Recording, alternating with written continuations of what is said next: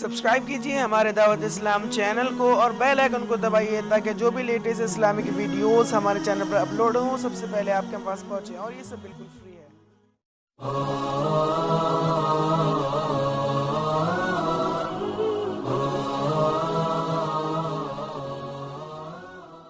زکوٰۃ حج پیسے والوں کے لیے ہے، غریبوں کے لیے نہیں ہے، اور زکوٰۃ پورے سال میں 2 منٹ کا کام ہے، جیب سے نکال کے اور حقدار کو دے دیا، ختم۔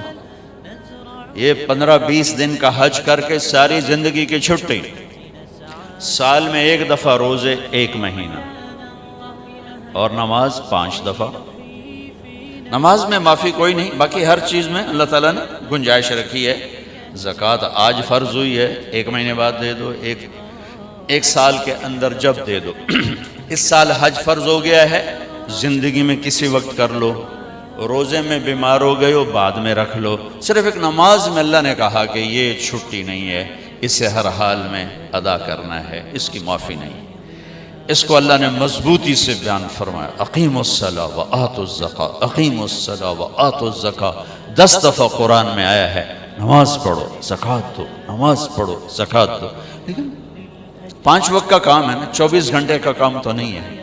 اہمیت کے لحاظ سے عبادات میں سب سے اعلیٰ درجہ نماز کا ہے، سب سے اعلیٰ درجہ نماز کا ہے، معافی کوئی نہیں۔ میں کہا کرتا ہوں اگر گنجائش ہوتی تو اس 14 صدی میں کربلا والوں کو گنجائش ہوتی کہ نماز چھوڑ دیتے، جو دنیا کا سب سے عجیب و غریب واقعہ ہے، ظلم و ستم میں بھی اور مظلومیت میں بھی۔ ایک طرف مظلوموں پر ظلم کی انتہا ہے اور ایک طرف ظالم کے ظلم کی انتہا ہے، اور ایسا کربناک واقعہ شاید تاریخ میں نہ دہرایا جائے کبھی بھی، نہ اتنے نہ حسین ہو اور نہ اتنے بڑے درجے کا ظلم و ستم دیکھنے کو ملے۔ وہ تو نواسہ رسول دوبارہ تو نہیں آئیں گے، جہاں نواسہ رسول اپنے بھائی بیٹوں سمیت بھتیجوں سمیت ذبح ہو رہے ہوں۔ زمین آسمان نے کبھی یہ منظر دیکھا یا دیکھے گی؟ نماز کا وقت آیا، امام علی مقام نے زہیر ان کے ایک ساتھی تھے، ان سے کہا کہ یہ شمر سے کہو ہمیں نماز پڑھنے تھے، نماز پڑھنے تھے۔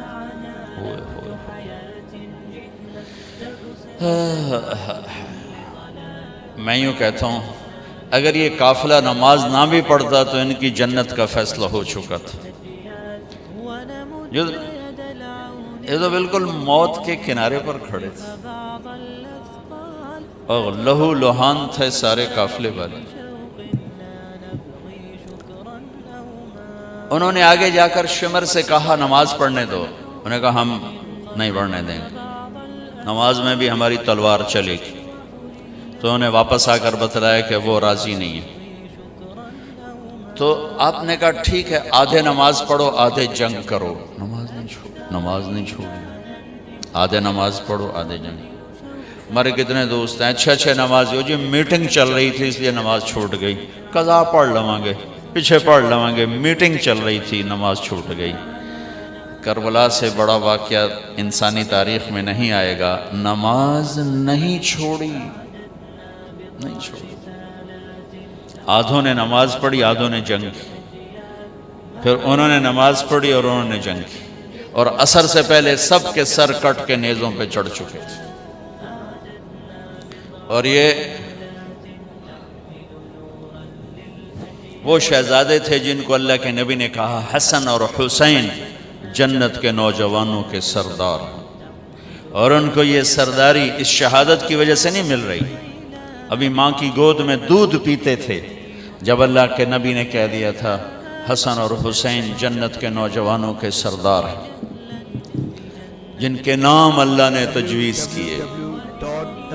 جب حسن پیدا ہوئے تو آپ نے حضرت علی سے پوچھا کیا نام رکھا ہے؟